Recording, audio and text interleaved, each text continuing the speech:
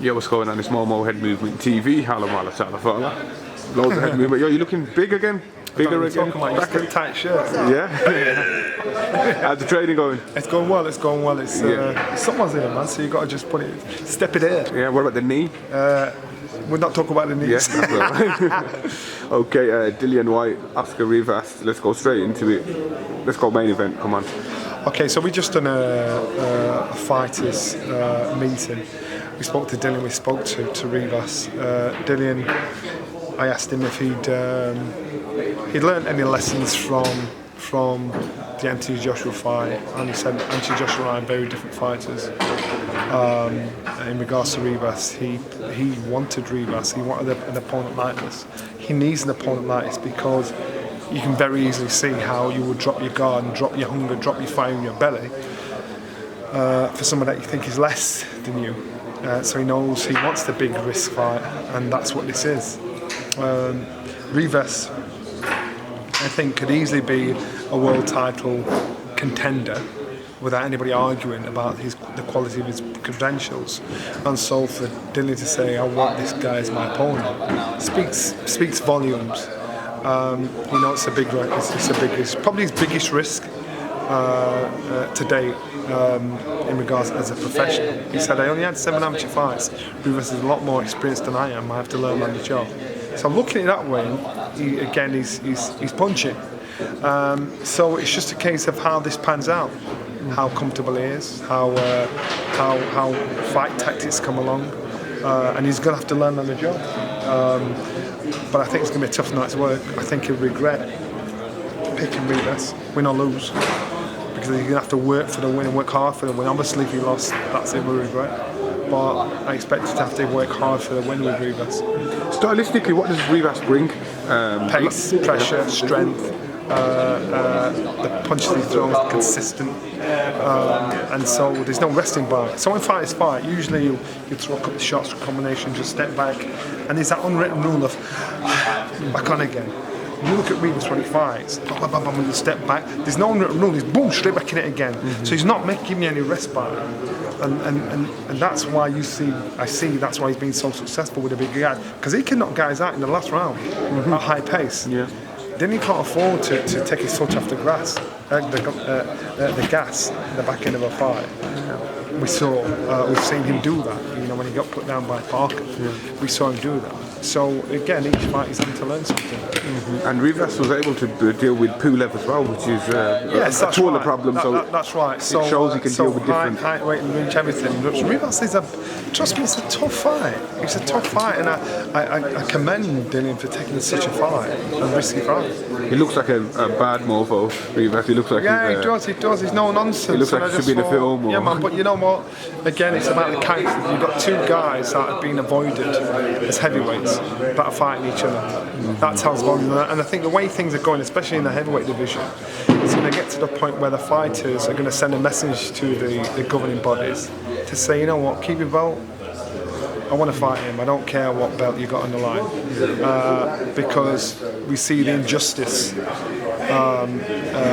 regards to Dillian's position. We see the injustice, you know, in regards to that champion not fighting that champion, and it will get to the point where fighters are now saying, I don't actually care about the title. Let's just fight him. And TV-wise, the title, you know, if the fight's good, TV will say, well, you're not bothered for a title or not. So because Fury Whyte would be a massive fight right now. Sorry? Fury Whyte without a title. Yeah, without, that's what I'm saying, and the governing bodies need to be careful. They're going to out-jump themselves.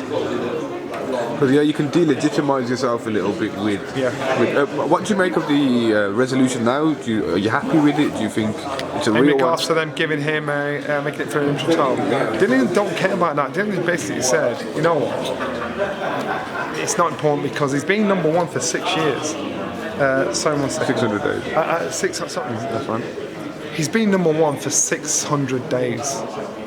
In any sport, where have you seen that? Where have you seen where someone's number 1 for so long and still not given the opportunity? So it just stinks. It just ain't right, and he's getting the backing of the general public to say, you're not right, you're not right. Now they've given him this little olive branch to, here you are, box for that. Play with those sweets. which he essentially already had. Yeah, 600 days ago. So when he was giving the news, he went, "Oh yeah, really?" It wasn't elated thing. Oh my God, he's saying, "Yeah, like whatever." And that's what I'm saying. The governing bodies are going to be in a case. It's going to be a case where they'll fight. It's all bothered about what titles are on the line. It's no longer that important because they shoot themselves in the foot. Okay, moving on quickly. I know you need to go. AJ Ruiz, who wins it? I think AJ wins. I think he wins, and I think how he wins, he's got to win boring. He's got to box him, keep him long, keep him short. And I think no matter what anybody says, we had a big debate over there about it. I said 1000% I think AJ wins because AJ is now back in the hunter's position. Ruiz was hunting AJ from the day AJ won the title. Then AJ took on Ruiz for 5 weeks' notice, fight fit Ruiz. And even in doing that, he didn't look like everybody was the biggest secret goal. Everybody thought he don't look right, and he didn't perform to the best of his ability. So putting those together, the result was failure. Now Anthony Joshua is hungry again because he thinks, I want you. I'm watching you. I'm going to study you inside out. And they say the wolf climbing the hills, hungrier than the one on top. And that's what I'm saying. So now I believe AJ wins. And people, off camera they'll be saying, no, he's never going to lose. And I know enough people are saying that. And I thought, you two-faced lads. Yeah. On camera and off camera, I tell you, AJ wins this fight. Because he now knows what it takes to get the victory. And in saying that, most people are saying he should wait and have a couple more other fights and come back, look at Lennox, do X, Y, Z. No, he knows something wasn't right. He knows what he can adjust. He knows the attitude, the hunger, the focus wasn't there. And the mistakes he made. And the mistake. When Miller pulled out, initially we were talking about Ortiz as a stand. I said, no. You don't talk those people as a stand-in. You've got to train for those people. And Ruiz is one, and you've got to train for this guy. And AJ's in a position where he can think, well, you know what, I'm now training for you, you've got what I've got, and you embarrassed me because I came in and I wasn't on par. So hold on, let me just show you something. So there's enough motivation, drive and everything else back on again. I see him training now. I know he's in Nigeria at the moment. I see him training now and I thought, you know what, you look at the kind of training he's on. Trust me, and I think he's got a boxing boring. If the knockout comes, similar to the Parker fight, a Klitschko performance. Yeah. Boxing boring, boxing safe, box what works for him, and he's capable of doing that. Okay, that's no problem. Thank you for your time. I know you need to go. It's more HeadMovement TV. Hala Mala Kalavala.